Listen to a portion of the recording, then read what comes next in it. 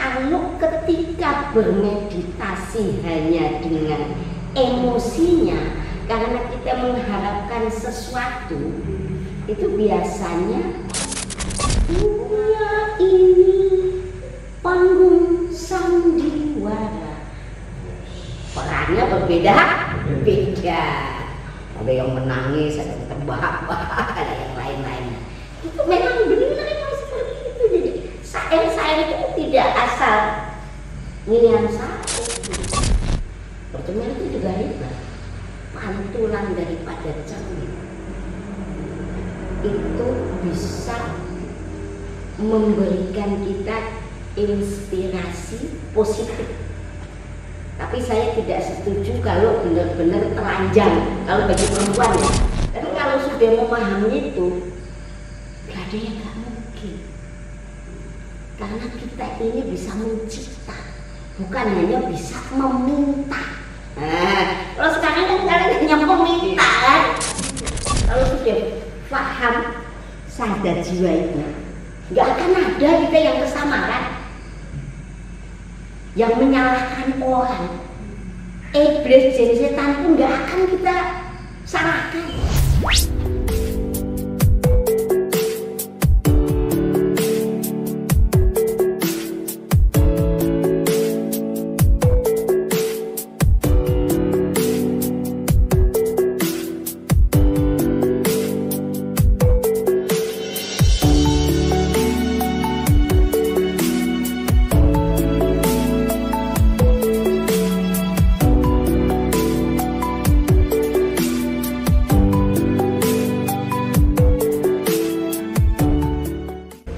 Yang namanya insan, manusia itu diciptakan Allah itu dengan segala perangkat yang sangat istimewa. Tidak ada makhluk yang seistimewa, sekomplit insan, manusia. Kalau orang Sunda jelmanya. Jelma. Kalau ada anekdotnya jelma ada ininya naon kan? Manusia. Iya, manusia. Jelma manusia. Ya luar biasa kita.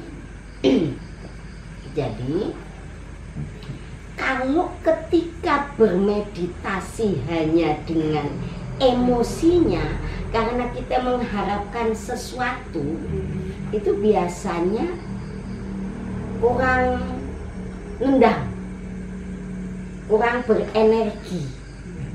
Jadi energi napas yang menghantarkan kita terbentur dengan ketidaksadaran tadi. Ya tidak sadar berarti kan mabuk tadi. Ya orang mabuk energinya kenceng, dia mabuk gitu. Bisa, jadinya kita dengan kesadaran bahwa tujuannya satu, kita ingin mengenal diri kita pribadi supaya menjadi insan pribadi yang sesuai dengan skenario awalnya. Dan kita menerima skenario kita menjadi peran, jadi artis, jadi aktor yang terbaik. Tapi nggak usah terlalu semangat banget, berlebihan, biasa-biasa aja gitu, supaya peran kita memang benar-benar sesuai gitu. Kendor banget juga jangan, karena dilihat itu tayangannya kurang pas gitu. Ya, makanya kalau kita lihat Ahmad Albar itu kan lagunya, karena itu zaman saya SMP itu lagunya iya, dunia ini panggung sandiwara. Perannya berbeda. Ada yang menangis, ada yang terbahak-bahak, ada yang lain-lainnya. Itu memang benar memang seperti itu. Jadi syair-syair itu tidak asal nyanyian syair. Terus lagu-lagunya Edith itu sangat sakral itu sebenarnya. Kayak seperti yang kita mesti telanjang dan benar-benar bersih, suci lahir dan di dalam batin. Nah, itu sebenarnya dia menukil dari firasat, ilham, petunjuk, intuisi dari Sang Maha Kuasa. Kalau nggak mungkin bikin syair yang ibaratnya tidak tergusur oleh zaman. Jadi terus orang mengenang terus gitu kan. Itu nggak akan usang, itu nggak kayak lagu-lagu yang sekarang melo-melo begitu, enggak. Tapi itu Masya Allah. Jadi ada kalau kita mirroring ya, mirroring itu kita bercermin. Bercermin itu juga hebat, pantulan daripada cermin itu bisa memberikan kita inspirasi positif. Tapi saya tidak setuju kalau benar-benar telanjang. Kalau bagi perempuan ya, kalau laki-laki is oke aja, tidak ada masalah. Karena itu akan cepat menggiring kalian ke hal-hal yang istimewa juga. Bahwa ini loh jasa, digabungkan dengan sahadat jiwa itu. Jadi sebenarnya sahadat jiwa itu kunci semua pertanyaan. Apa yang kita bingungkan itu ada di situ. Diri kita siapa, yang namanya manusia itu siapa, itu jawabannya ada di situ semua. Dan kalau sudah memahami itu, gak ada yang gak mungkin. Karena kita ini bisa mencipta, bukan hanya bisa meminta. Nah, kalau sekarang kan kalian hanya meminta kan, tapi kalian nggak sadar bahwa kalian itu bisa mencipta, punya free will, punya kehendak bebas. Ya itu tadi kayak robotnya bisa inovatif kan. Nah, itu ibarat itu juga mungkin yang bikin skenario film tersebut itu juga bukan asal itu, bukan asal. Mungkin dia juga memahami tentang sains kehidupan. Itu seperti itu. Dia bikin rancangan, dibikin kayak gini, semirip mungkin gitu kan. Punya rasa ini, punya dia itu dilengkapin lah. Dan sangat luar biasanya dia berkembang dengan pesat otaknya si robot ini. Jadinya kan di luar kendali yang bikin. Nah itu nggak jauh beda kayak kita ini. Disuruh bener malah kita bikin kerusakan. Kan ini kalau keyakinan agama Islam. Sekarang agama apapun itu kalian jangan musingin deh. Kalau sudah paham sahadat jiwa itu, nggak akan ada kita yang kesamaran, yang menyalahkan orang. Iblis, jin, setan pun nggak akan kita salahkan, karena itu bagian dari skenario, bagian dari skenario itu terjawab semua, dan itu bisa saling sinergi.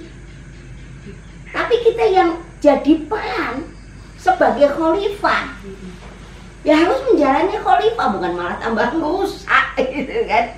Khalifah kan meneruskan perjuangan yang sudah dilakukan oleh kekasih-kekasih Allah yang sudah dibekali dengan keilmuan, kesadaran. Apa sih kesadaran? Siapa yang tahu kesadaran? Kemarin yang kalau itu kan segitiga nih ya. Napas, kesadaran, dan jantung. Itu adanya di batang otak. Di batang otak. Ya kalau misalnya saudari kita Eva apa Evi ya? Evi ya. Evi itu kalau masih otaknya, otak kirinya yang bermasalah itu, kalau kita otak depan deh, otak depan ini bermasalah, ya paling-paling stroke gitu. Otak belakang yang bermasalah paling kita agak kurang nyambung gitu. Jadinya apa? Blow on gitu kan, atau lola, loadingnya lama gitu. Gitu. Tapi kalau batang otak ya nggak berfungsi lagi, karena yang konslet jantung, napas, dan kesadaran. Berarti kalau udah nggak ada kesadaran gimana? Nah, kita harus berusaha menggunakan yang ada di batang otak untuk merealisasikan blueprint kita selaku khalifah. Kan orang itu lebih paham bahasa Arab karena mayoritas Islam. Disuruhnya kalau ini kan harus rahmatan lil rahmat untuk seluruh. Tapi sebelum Islam masuk, nenek moyang kita udah tahu bahwa kita diciptakan untuk menghayu-hayuning bawono. Kadang ada nih menghayu-hayuning bawono langgeng. Ini kalau Jawa Tengah ya, mungkin nggak jauh dari Jawa Timur, Jawa Barat juga ada juga. Cuman mungkin beda cara penyampaiannya, bahasa saja. Tapi nenek moyang kita itu udah lebih hebat. Nggak kalah dengan ajaran yang ada di Al-Quran. Nah, kalau kitab-kitab Jawa itu banyak para resi, para orang-orang dahulu yang mengamalkan kesadarannya dengan daya kekuatan energinya, itu benar-benar melaksanakan skenario blueprintnya. Itu mudah menangkap sinyal. Itu sekelas sama wali, sekelas sama para nabi dan rasul. Cuman cara penyampaiannya berbeda. Setelah dia ada penjajah, ya sudah diacak-acak semua gitu. Akhirnya kan kebanyakan di Nusantara ini agama-agama impor. Agama itu sama juga apa sih agama? Saya sama seperti kalau menurut saya organisasi ya, gitu. Coba Islam aja, Muhammadiyah, NU, Persis, terus apa macam-macam kan itu pada ribut aja, padahal itu semuanya organisasi. Jadi dibikin ribut sama ribut. Kalau sudah tahu sahabat jiwa ini ajaran leluhur kita, nggak ada yang ribut. Makanya coba masuk Nusantara berapa agama, aman kan? Adem ayem kan? Karena mereka paham tugasnya dengan kesadaran. Jadi nggak ada yang koyokan macam-macam, nggak ada. Meributkan keyakinan orang nggak ada. Ya adem ayem aja, saling melengkapi.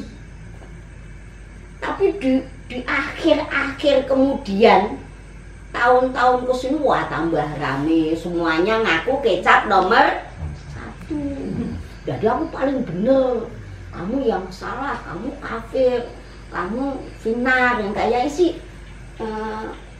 engkongnya punya itu surga neraka. Jadi nggak usah nungguin dajjal, mereka udah menghukumi lo masuk neraka, lo masuk yang sama amal, yang sejalan masuk surga, yang nggak sejalan masuk neraka. Itu kan kita cuman mau adu domba, nggak sesuai dengan skenario langsung jadi khalifah. Kalau ngikutin agama Islam kan jelas tugas seorang khalifah amal ma'ruf nahi munkar. Dengan apa? Watawasau bil haq, watawasau bis sober. Dengan apa? Akhlakul karimah. Impactnya rahmatan lil alamin. Tapi kalau secara keyakinan ternyata yaitu menghayu-hayu yang bawah.